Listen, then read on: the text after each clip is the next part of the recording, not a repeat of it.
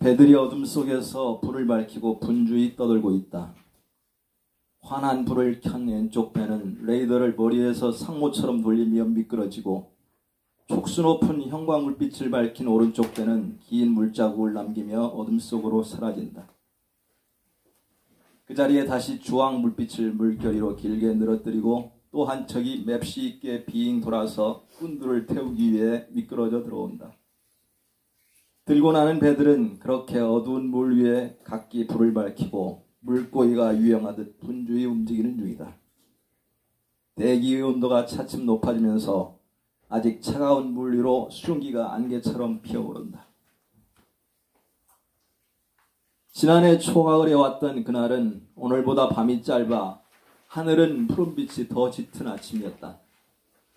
그날 배들은 오늘 안개 속에 유영하는 것처럼 움직이는 것이 아니라 보다 경쾌하게 왈츠를 추는 듯한 흐름이었다.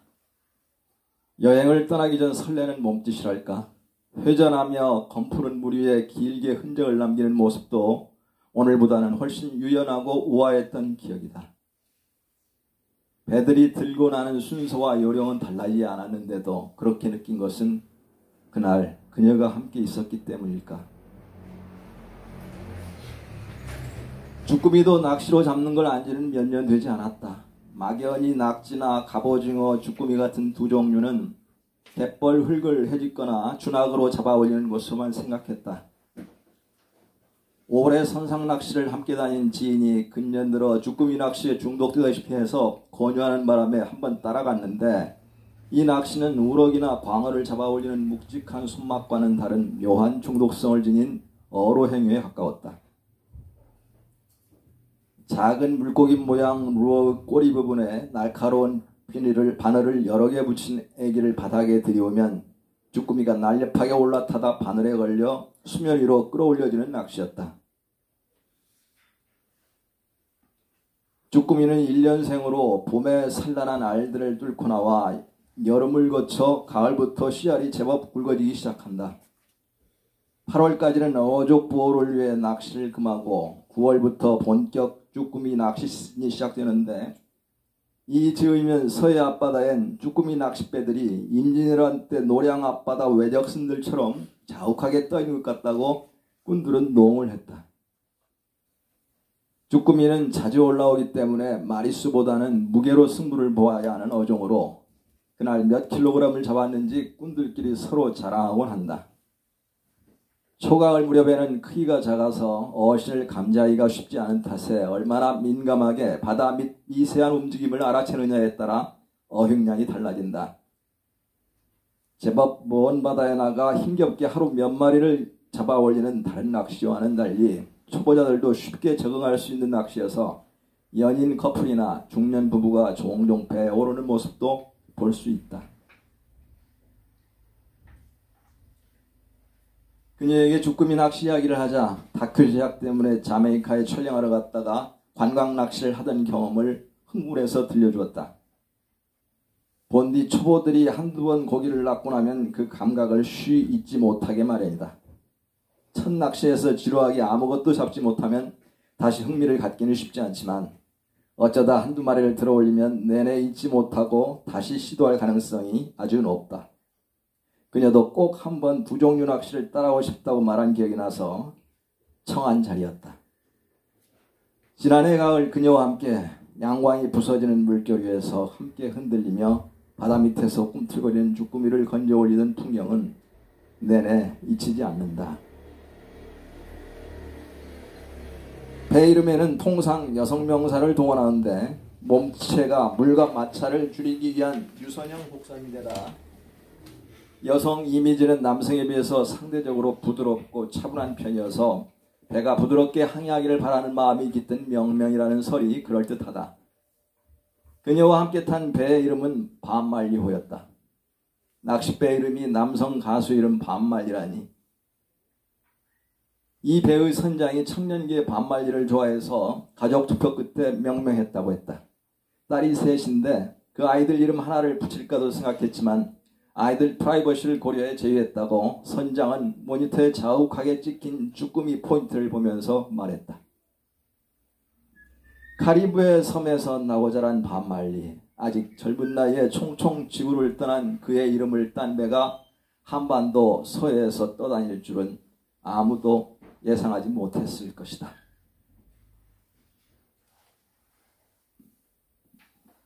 그녀야말로 반말리 전문가였다. 반말리 다큐 제작을 위해 자메이카 수도 킹스턴까지 다녀왔다. 그녀와 우지는 같은 대학 노래패 동아리 선후배로 만났다. 대학 시절 잘 알았던 건 아니고 그가 졸업을 앞두고 휴학한 후 군대에 갔다가 복학해서 만난 새내기가 그녀였으니 그와는 5살이나 차이가 나는 당시로서는 까마득한 후배였다. 그는 곧 졸업한 터여서 그녀와는 사회생활을 하면서 나중에 더 잘 알게 됐다. 그는 학창시절 노래로 세상을 바꾸지는 못할 망정 세상을 향한 태도는 조금이라도 바로잡을 수 있지 않느냐는 희망을 노래에 투사했다.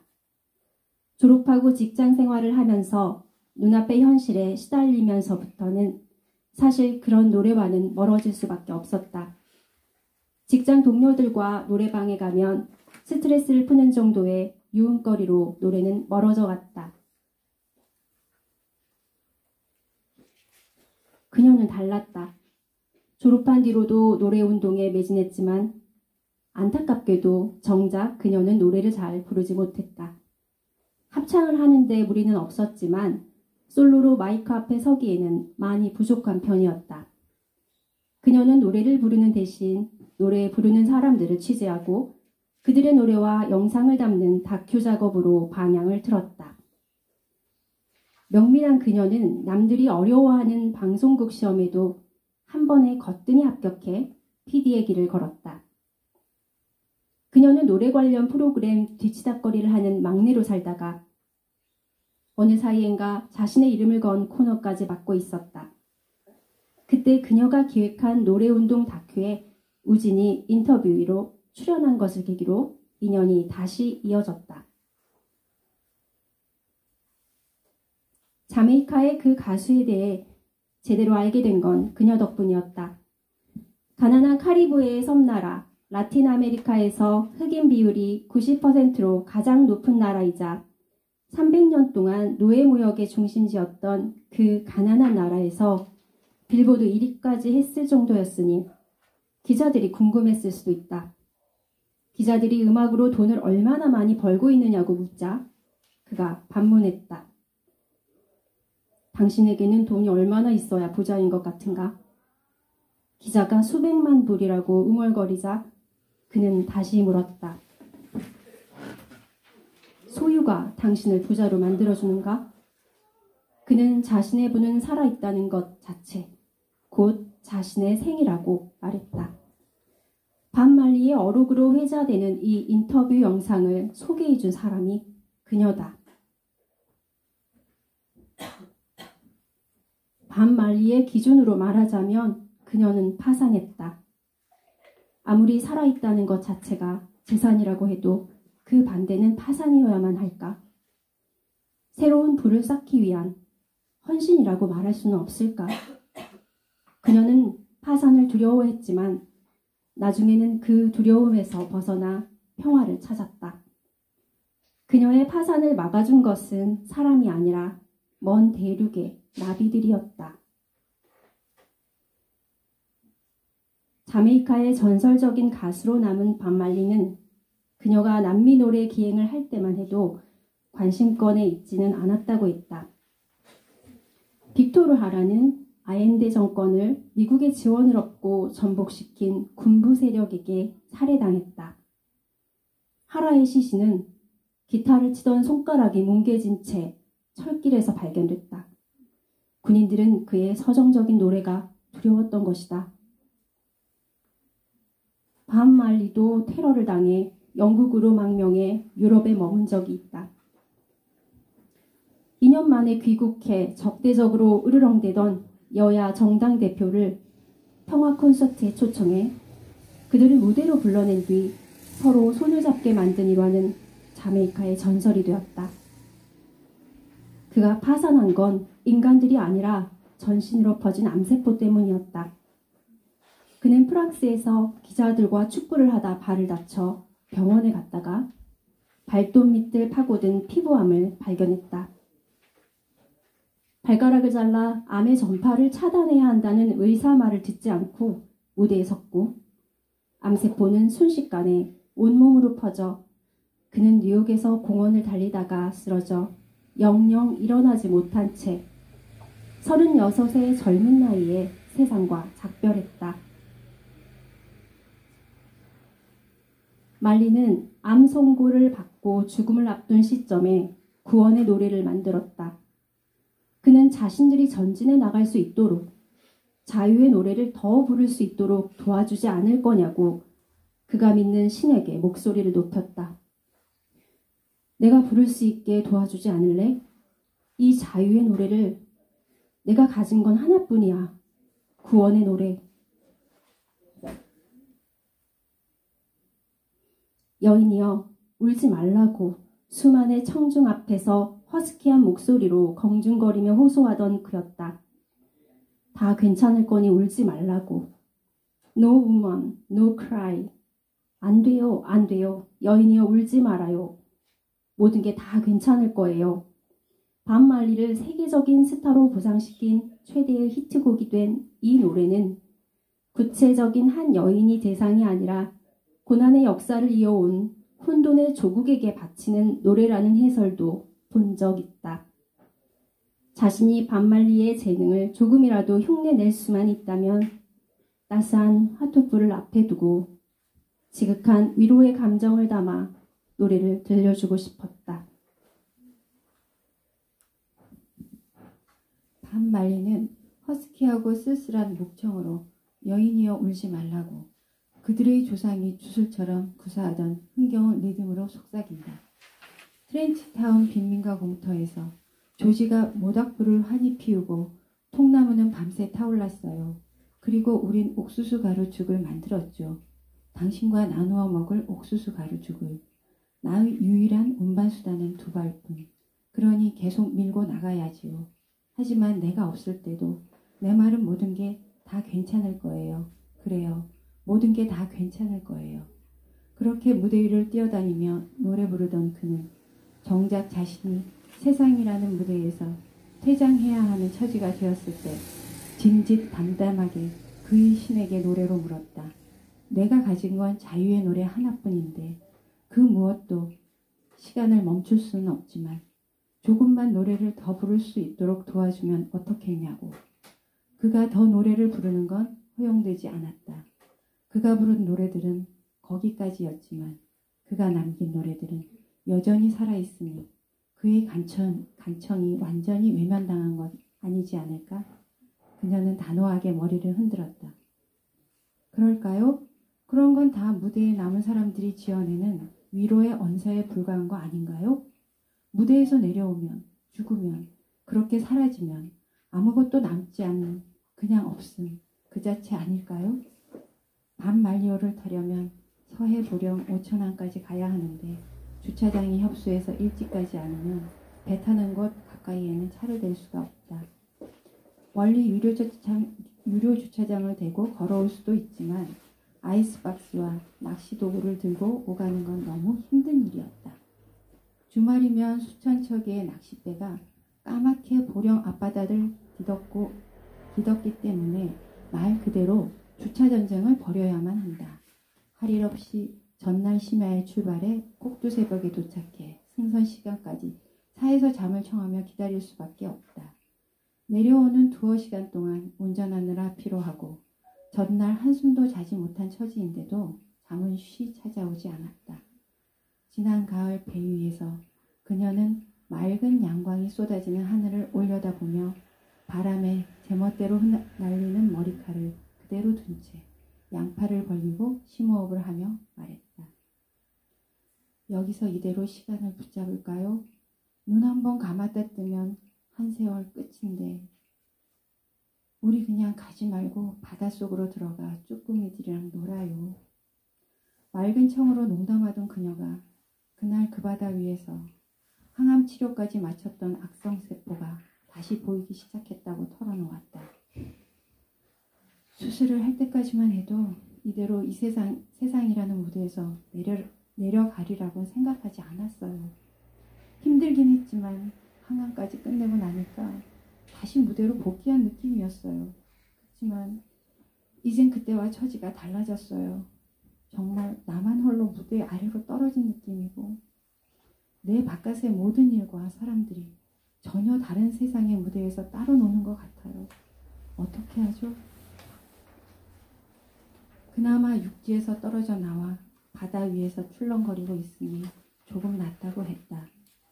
우지는 어떤 말로 다독여야 할지 막막했다. 그 절대적인 외로움이라는 표현 자체가 무대의 사람들이 쓰는 사치스러운 단어일지도 모르는데 어떻게 쓰다듬어 주어야 할지 고통스러웠다.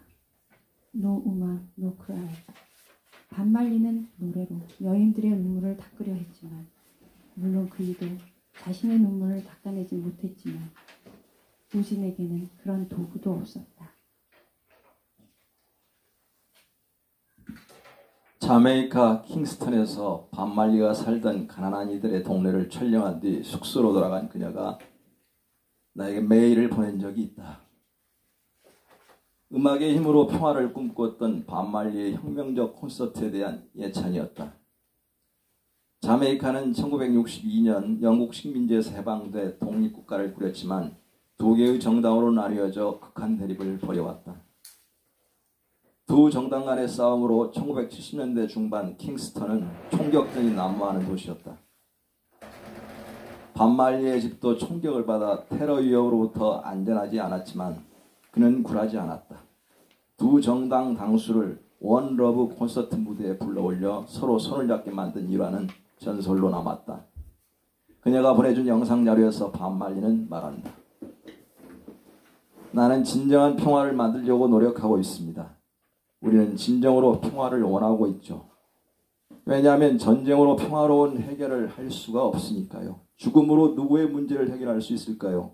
그래서 저는 평화가 최고의 해결책이라고 생각하게 됐어요. 저는 평화를 위해 계속 노력할 거예요. 저의 영혼으로 말이죠.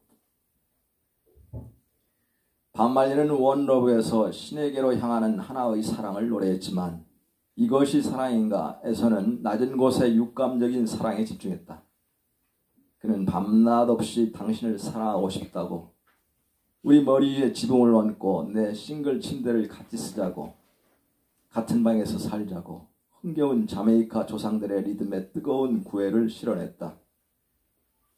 그녀는 그때 메일 뒤에 반말 영상 자료와 함께 그 노래를 첨부했다. 그녀가 자메이카로 떠나기 전 우리는 젊은 활기가 있는 합정동에서 오랜만에 만났다. 는개 같은 비가 초저녁부터 내렸는데 우산을 쓸 정도는 아니어서 기분 좋게 술 마신 우리는 한강변을 향해 걸었다. 그녀는 그날 자주 웃었다. 사과를 베어물 때처럼 사각거리는 그녀의 특유의 약간 높은 톤의 맑은 웃음소리가 났다. 그녀는 그날 밤 우진에 비해 더 많이 취했던 것 같다. 몸을 가누지 못할 정도는 아니었지만 그녀는 자메이카행을 앞두고 감정이 고조된 상태에서 무슨 말인가 떠들면서 걷고 있었을 것이다. 불현듯 그녀가 우진 앞으로 얼굴을 들이밀더니 그에게 입을 맞췄다. 순식간에 벌어진 일이었다. 사랑스러워 못 견디겠다는 듯 웃으면서 그녀는 우진의 두 볼을 감싸고 입술을 가져왔다. 짧은 순간이 지나자 그녀는 아무 일도 없었다는 듯 손을 위아래로 과장되게 흔들며 앞서 걸어갔다. 우진은 뒤에서 느리게 따라 걸었다. 그들이 더 젊었던 시절 둘 다 미혼이었을 때 아련하게 몽글거리던 서로에 대한 감정이 새삼스럽게 만져지는 느낌이었다. 그녀가 일찌감치 이혼을 하고 아이 하나 데리고 나와 키우면서 글로벌 다큐 작가로 살아가는 동안 우진은 뒤늦게 결혼해서 아이 둘의 아버지로 고만고만하게 살아온 터였다. 그날 순식간에 발생한 그 입맞춤은 그에게 날아온 뜨거운 돌멩이였다. 제법 묵직한 녀석이 올라오는 모양이다. 문득 상념에서 빠져나와 서둘러 릴링을 했지만 다 올라왔는가 싶더니 갑자기 릴이 헐거워진다. 용케도 녀석은 바늘에서 떨어져 바닥으로 유유히 사라졌다. 갑자기 솟구친 그날의 뜨거운 느낌이 릴링을 방해했다. 그녀의 귀여운 도발이 서해바다 주꾸미에게도 은전을 베푼 셈이다.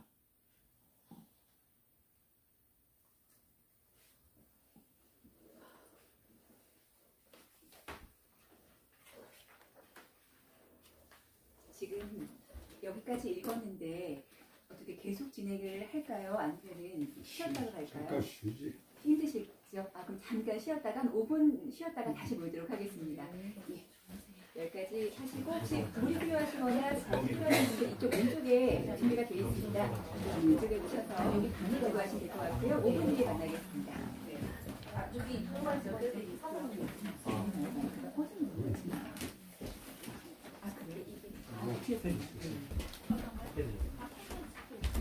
저희 안쪽에 차랑 뭐 이런 간식 준비해 놨거든요. 가지고 오셔서 드셔도 되거든요. 음료나 물 있으니까. 네, 그럼 32분에 다시 32분에 다시 낭독하도록 하겠습니다.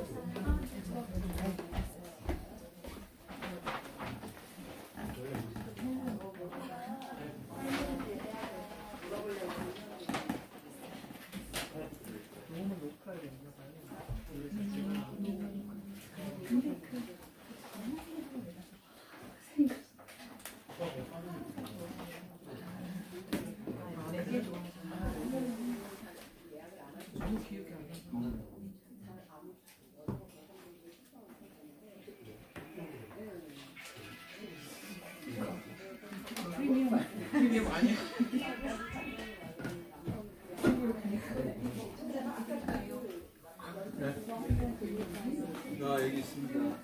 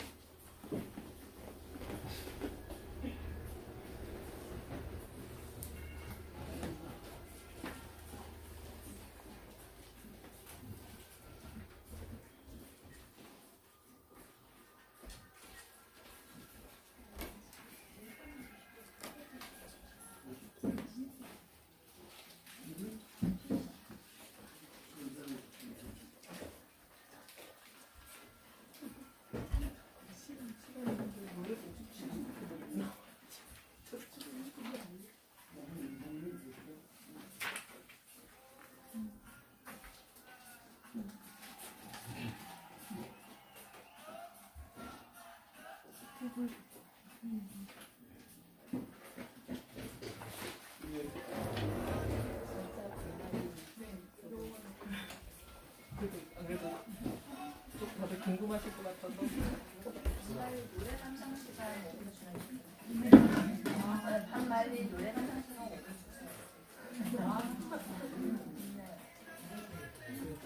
그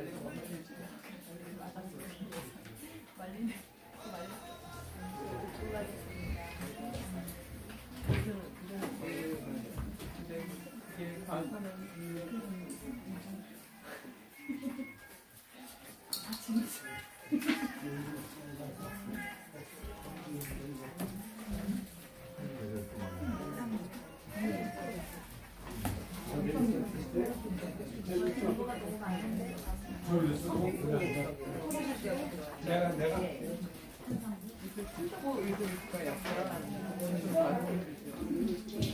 그냥 이거 같으면 그냥 음악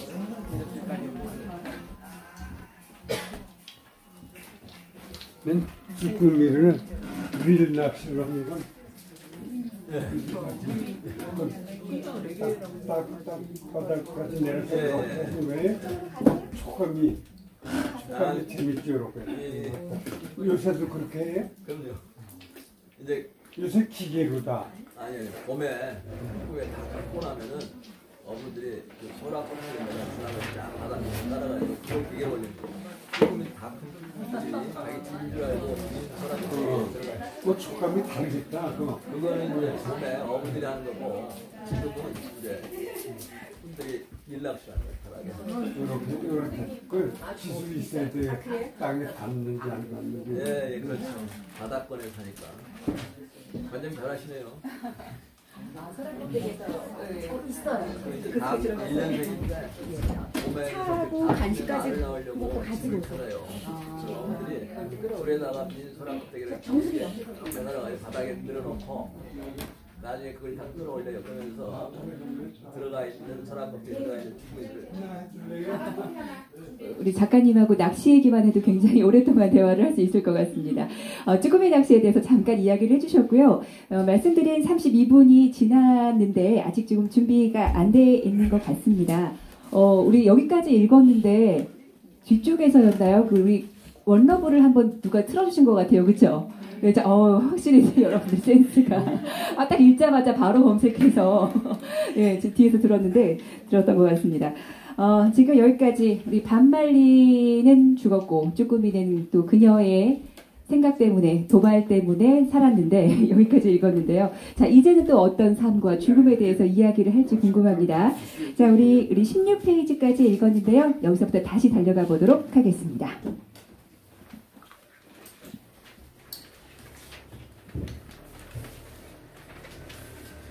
그해 반말효에서 돌아와 한 계절 동안은 그녀와 연락을 주고받지 못했다. 그녀에게서도 소식이 없었고 우진 또한 연락을 하기가 두려웠다. 행여 좋지 않은 절망적인 이야기를 듣게 될까봐 내심 초조했던 것 같다. 다시 봄이 왔고 이른 봄에 피는 복수초와 매화를 비롯한 꽃들의 개화 소식이 남쪽에서 들려오기 시작했다. 매년 봄이면 남쪽 섬진강변으로 내려가 꽃들의 안부를 확인해야 한 해가 시작되는 느낌이 들곤 했다. 그의 꽃들은 그녀와 함께 꼭 영접하고 싶었다. 다행히 그녀는 꽃구경은 갈만한 상태라고 선뜻 응했다. 미리 지리산 쪽 휴양지에 내려가 있던 그녀를 구례구역에서 만났다. 얼굴에는 여전히 사람 좋은 미소를 띠고 있었지만 펑퍼짐한 스웨터로 가려서 크게 태가 나진 않았지만 복수가 참배가 볼록 솟아있다는 사실을 감추기는 쉽지 않았다. 산수유 마을은 수십 년째 찾아도 변함이 없었다.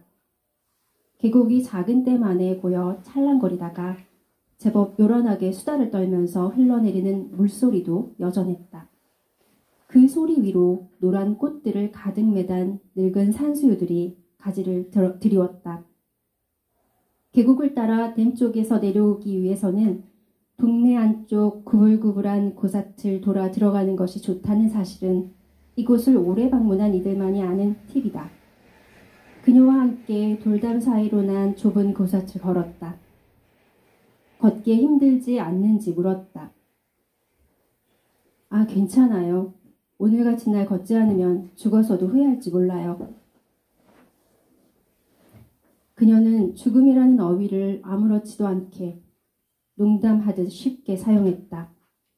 병세를 물어보기가 민망하고 두려워 애써 참고 있는데 정작 그녀가 말문을 터버리자 구산 너머 계곡물 소리가 더 요란하게 들리는 듯했다. 오늘 같은 날? 지상의 생명들이 축제를 벌이는 날? 그렇죠.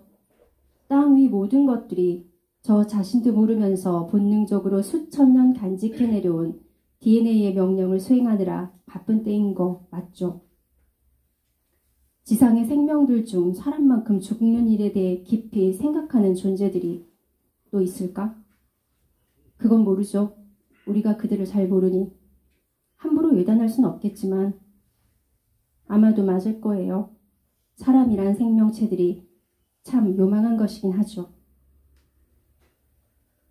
그녀는 말끝에 다시 높은 음으로 깔깔거렸다.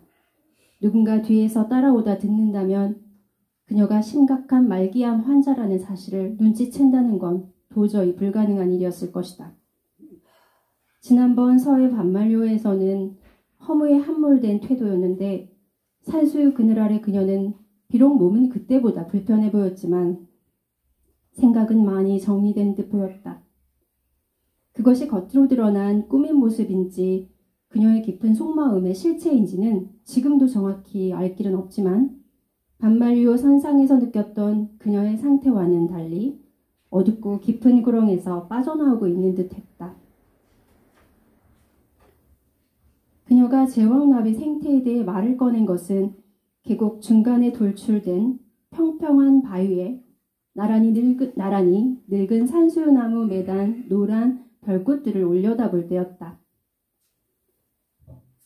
이번 생이 끝나기 전에 제왕나비들 뒤를 따라다니며 다큐를 찍고 싶어요. 남들이 만들어 놓은 그 녀석들 화면만 보아도 일이 힐링이 되는데 녀석들을 따라서 함께 이동한다면 나비들의 말을 들을 수도 있을 것 같아요. 그들의 언어와 몸짓을 모르더라도 적어도 제가 찍은 화면 속에서는 사람들에게 그들의 말이 들리도록 할 거예요. 산수유 계곡을 다녀온 뒤 제왕나비 관련 자료를 상세히 들여다보았다. 대를 이어 아메리카 대륙을 오르내리는 호랑무늬 날개가 화려한 나비. 겨울을 나기 위해 캐나다 남부에서 멕시코 고원까지 5,000km에 이르는 거리를 날아와 나뭇잎에 매달려 잠을 자는 나비. 노랗게 때를 지어 매달려 잠자는 모습을 보고 멕시코인들이 망자에 영혼이 돌아왔다고 반긴다는 그 나비.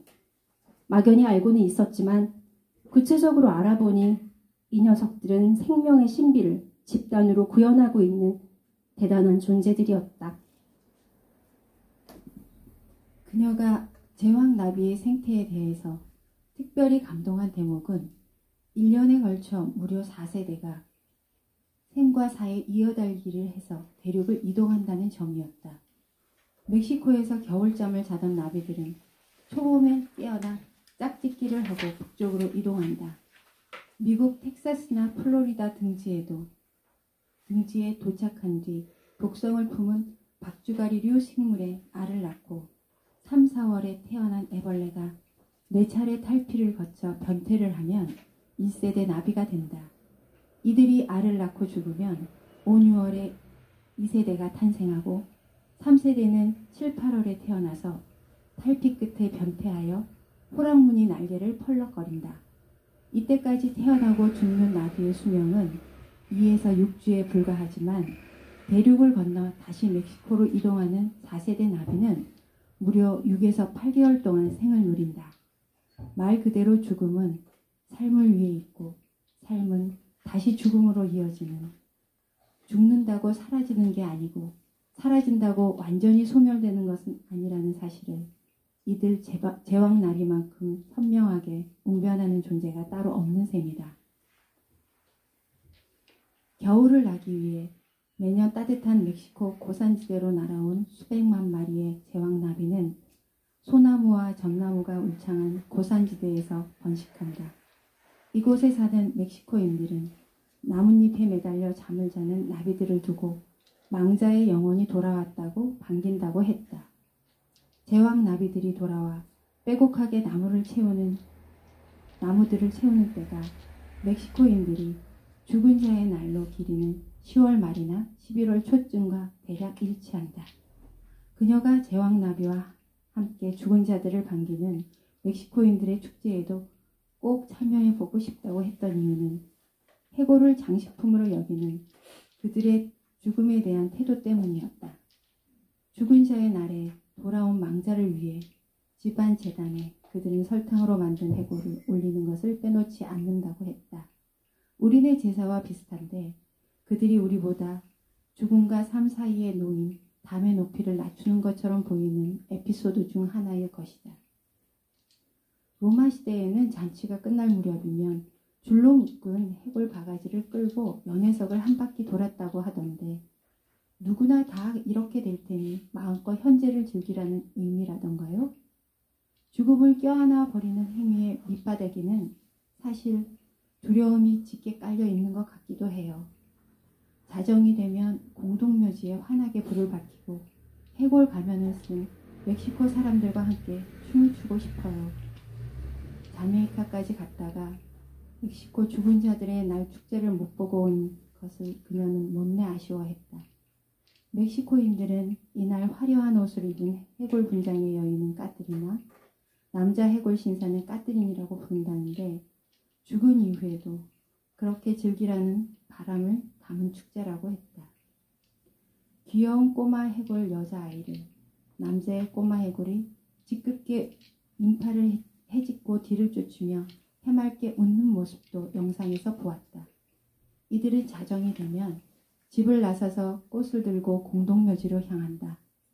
촛불을 든 아이가 앞장서고 재단을 든 어른들이 뒤를 따르면서 죽은 자들의 날 축제의 장관이 펼쳐진다. 촛불과 꽃으로 가득한 마을 공동묘지에서 죽은 자와 산자는 1년 만에 만나 밤을 지새운다. 우리도 청년 시절 노래 운동을 할 때 상여소리 같은 죽은 자를 옮기는 노동요를 많이 불렀던 거 기억나? 진도에 가면 출상 전날 밤을 놀이로 하얗게 세우는 다시래기도 남아있어. 어디에서나 인간들이 죽음을 껴안으려는 태도는 비슷한 것 같아. 사실 자신에게 임박한 죽음이라면 이렇듯 한가롭게 인문학자들의 말투를 흉내낼 수는 없었을 것이다. 그녀는 정작 자신의 선고를 받았을 때 세상이 무대와 무대 위, 무대 아래로 나눠지는 느낌이었다고 했다. 모든 사람들, 그녀의 아들을 포함한 아주 가까운 이들까지 포함해 그들은 자신이 더 이상 교류할 수 없는 그들만의 무대에서 사는 창밖의 유리벽 너머의 공간 사람들처럼 느껴졌다고 했다. 컴컴한 무대 아래서 홀로 던져진 지독한 소외감, 그것이 그녀가 느낀 절대적 외로움이라고 했다. 그 느낌의 배후에는 죽으면 그것으로 끝이라는 허무가 함께 도사리고 있었다. 그녀는 모태 신앙을 지닌 카톨릭인이었지만 사후 세계에 대해서는 고개를 흔들었다.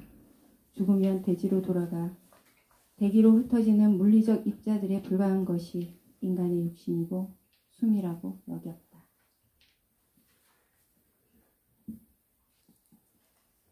가을에 그녀가 곧 떠날지 모른다는 전가를 받고 병실을 찾았다. 그녀를 아는 지인들과 함께 갔을 때 그녀의 몸피가 너무 줄어들고 얼굴에는 광대뼈만 보였다. 해골 가면을 쓴 모습이었다. 그녀는 힘은 빠졌지만 여전히 소프라노 목청으로 힘겹게 대화를 나눴다. 일행이 잠시 말을 참지 못하고 침묵이 공간을 지배하자 그녀가 그에게 말을 했다. 선배, 재미있는 얘기 좀 해줘요. 그녀의 말이 채 끝나기 전이었을 것이다. 휴대폰이 요란하게 진동했다. 오래 병석에 누워있던 언로 인사의 위독한 상황을 전해주는 후배의 전화였다. 떠나는 사람 앞에서 다른 길동무 이야기를 하는 건 결례일까 위로일까? 일부러 큰 소리로 곁에 서 있던 일행에게 말했다. 김 선생님이 곧 떠나실 모양인데요. 그녀가 이 말을 침대에서 들었을 때 표정이 어떠했는지는 잘 모르겠다. 두렵고 아프고 무겁지만 직면해야만 한다고 생각했다. 누구나 떠나는 길이라고. 가증스럽게 아무렇지도 않은 듯 쉽게 내뱉었던 말. 산수유 마을에서 지나가는 말투 흘렸던 그 말을 그녀가 기억하고 있을 줄을 몰랐다. 그날 그녀가 그 상투적인 말을 상기하며 위로가 됐다고 했던 말이 다시 한번 무례를 저지르게 했을 것이다. 죽음을 앞에 둔 이에게 다른 이의 죽음을 말하는 건 그건 위로일까? 공포일까? 이 또한 산자의 시각일 따름일지 모른다. 죽음을 목전에 둔 실존에게 다른 이의 실존이란 무의미할 터이다. 세상은 나와 나 아닌 것들로만 구분될 것이다. 그녀의 말처럼 모든 존재들은 무대 위에 있고 곧 사라질 않은 무대 아래 어둠 속에서 그들이 부유하는 모습을 지켜보는 것이다. 그 절대 고독은 상상하는 것만으로도 아득하다. 그녀의 절대 고독은 지나가는 말투로 함부로 식상하게 내뱉은 우진의 말이 아니라 제왕 나비들이 의미했을 것이라고 그는 생각했다. 생과 사의 이어달리기를 매년 성공적으로 수행하는 그 나비들이야말로 죽음을 삶을 위한 의식으로 수용하는 전형적인 존재들이다. 그날 병실을 나서는 길이 서로 마지막이라는 사실은 알고 있었다. 일행이 먼저 나간 뒤 문을 닫기 전 역광을 배경으로 병상에 미라처럼 웅크린 채 실루엣으로 앉아있는 그녀에게 열린 문을 잡고 안쪽으로 몸을 기울여 입술을 움직여 인사를 했다. 안녕.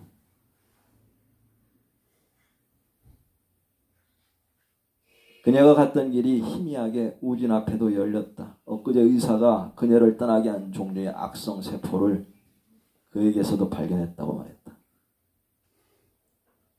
삶과 죽음의 이어달리 끝에는 무엇이 있을까? 그녀가 떠난 뒤 한 계절을 지나 다시 돌아온 산수유 묘화철에 예약 전송된 그녀의 메일을 받았다.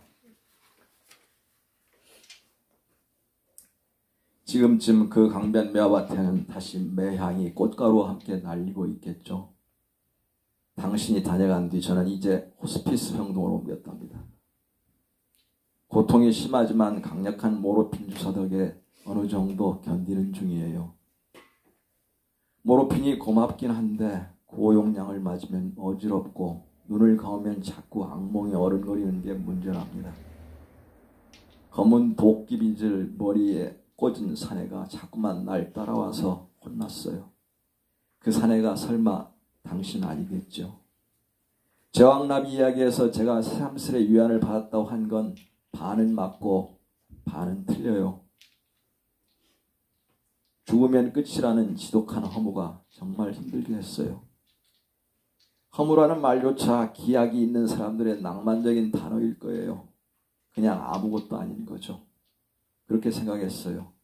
알을 낳고 죽은 나비에 이어 다시 알에서 나온 애벌레가 탈피를 거듭하다 변태하여 나비가 되고 그 과정을 반복하다 대륙을 이동하는 나비를 탄생시켜 멕시코인들에게 망자의 영혼으로 환영받는 그들의 이어달리기가 새삼스럽게 생의 본질을 깨우쳐주긴 했답니다.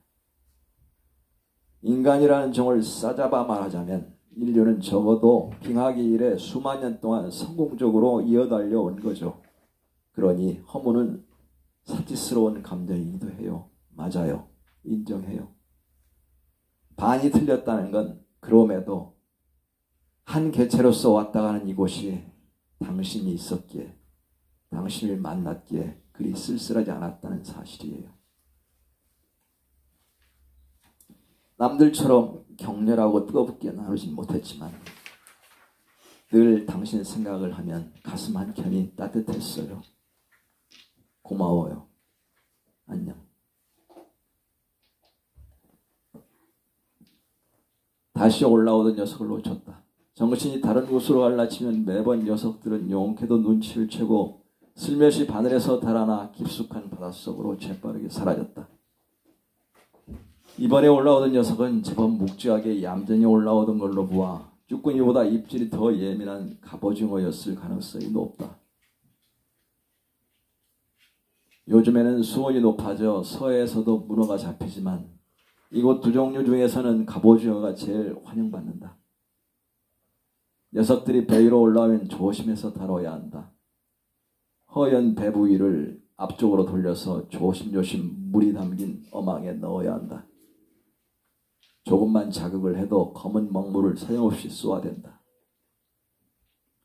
매화밭에서 깨어나 보니 정작 올라오던 녀석은 사라지고 옆자리 꾼에게 걸려 올라온 녀석이 엉뚱하게 우주를 향해 검은 책을 분사한다. 안경에 분사된 먹물이 세상에 검은 막을 들이운다.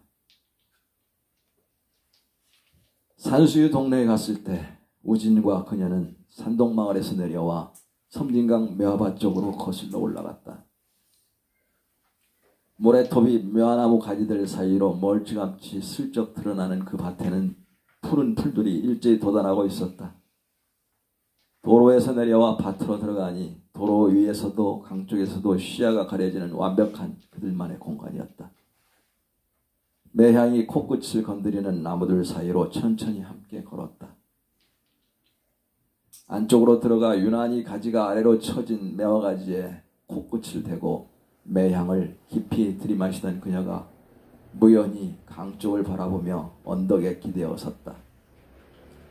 우진이 천천히 다가가 오래전 도시의 밤길에 그녀가 던졌던 뜨거운 돌을 돌려주었다. 그녀가 가만히 눈을 감았다. 모래톱에서 불어오는 바람이 매화 가지를 흔들었다.